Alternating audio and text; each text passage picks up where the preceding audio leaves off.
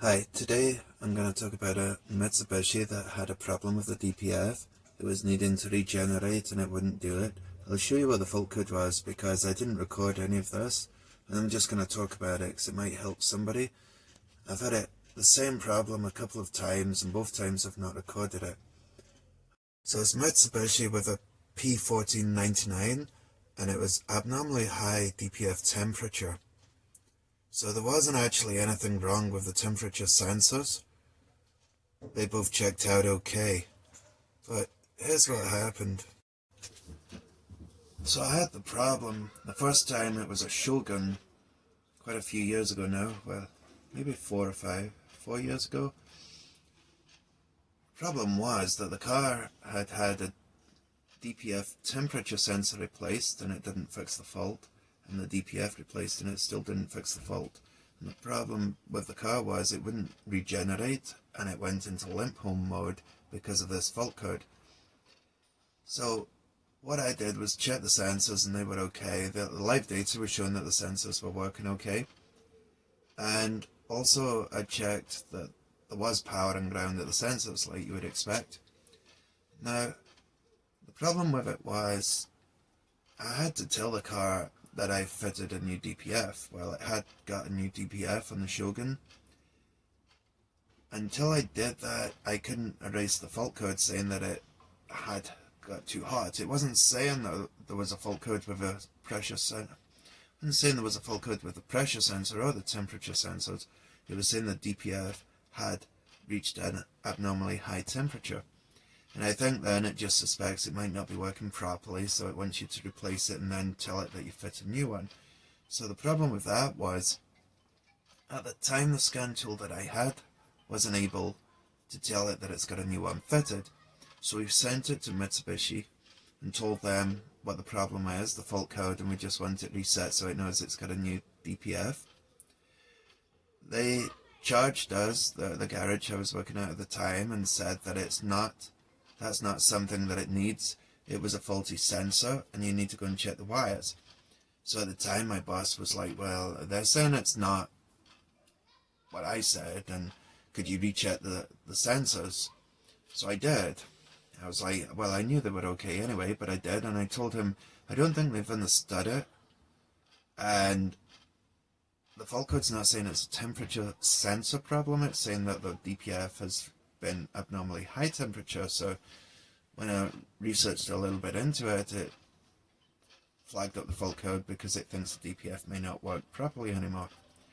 So the boss at the time that I had was like, well, they had the master tech on it, and he says it's not that. So I had to have another look.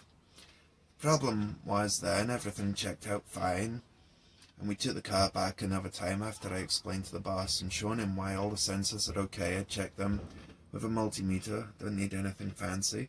I had the 5 volts on the ground at the sensors and they were working. You could see it on the live data. I just wanted to tell it that it's had the new DPF fitted, that it has had. And again, we sent it to Mitsubishi for a second time and got charged again. And the master tech disagreed again and saying it won't be that. You need to check the sensor, start checking the resistance on the wire, all the way from the ECU to the sensor. I was like, well, I know I don't need to do that actually, because I didn't say it to him. I was saying it to my boss. I never got to speak to the guys at Mitsubishi. It was just my boss was taking the car down. Anyway, I didn't need to do that because I've seen a way of checking it that a lot of people have watched Scanner Downer, and you learn how to check the misters without having to ohm test wires and stuff like that. So I had confidence in what I was saying was right, and it kind of fitted with the description of the fault code. So again, we got charged. So my boss was like, look, I don't know what to believe. You're saying one thing and Mitsubishi's saying the other. So I don't doubt what you're saying, but we're not getting anywhere. So I actually bought my own. That's the first time I bought a Snap-on Solus. I got the Snap-on Solus Pro back then. And I was able to tell it that I fitted a new DPF and the light went out, and the guy drove it for a week and said that's absolutely fine now, there's nothing wrong with it at all, never went into limp home again. So I don't know why Mitsubishi didn't do that, but I had the same problem happen again recently, which reminded me of the story.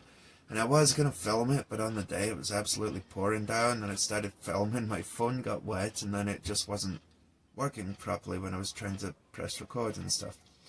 So I didn't bother, but I thought, you know, I've explained it to a few people, like the customer, and different people with the L200, and the garage that the customer took this truck to, the owners of the garage, and some of the mechanics there, and they found it quite interesting. So I thought maybe I'll just mention it to other people. It was exactly the same thing again, except this time it didn't go to Mitsubishi. The sensors were okay, same fault code. Temperature sensors were okay, and they were reading a believable, temperature. So I knew there wasn't a fault with the temperature sensors. This time I didn't even check them with a multimeter. I just looked at live data, and they seemed to be working totally fine. And the pressure in the system was okay. It was just that it said it had got hot at some time. So I thought, this time I've not changed the DPF, but I'm going to just tell it that I've changed it, and then do a regeneration. And since then the car's been fine. The owner of the garage drove it around for the weekend, said it's been totally fine. Now the customers took it away and been driving it, and as far as I know he's still happy with it, because I haven't heard anything. But it's just something to be aware of. If you get this fault code that I showed you earlier, don't know if that's back to front, but I'll show you again the other way around. But if you get that fault code, it doesn't mean it's a temperature sensor problem. It just means that there's a problem, that it's recognized it's got too hot. And this is something that the particular Mitsubishi garage that we took the car to obviously didn't know what I was talking about, and they probably still don't know, because they were still saying that, disagreeing with it to this day. So all this video is about, if you've got that fault code, tell it it's got a new DPF with your scan tool. Just tell it it's got one. If the pressures aren't too bad and you're just trying to do a regen, because it won't let you do the regen if there's any fault codes. It says that on the scan tool, any fault code, so you have to get rid of this. The only way you can get rid of this particular fault code, it won't erase. You just got to tell it that you fitted one. And if everything's fine, it'll go through and be okay. Obviously, if it is getting way too hot and there's a problem, telling it that it's had a new one may not work, because it might have bought the regeneration, because it may get too hot again and just stop doing what it's done. So it's just one to remember. If you've fitted a new DPF, you do have to tell it you've done it, otherwise this particular fault code won't go. And it won't matter if you disconnect the battery, shut the cables together, or erase it on OBD2 or EOBD, or even on Mitsubishi. It won't let you erase it. So that's the only way around it, and I thought it was interesting, so I'll just show you the fault code again, and it might help somebody out. Thanks for watching.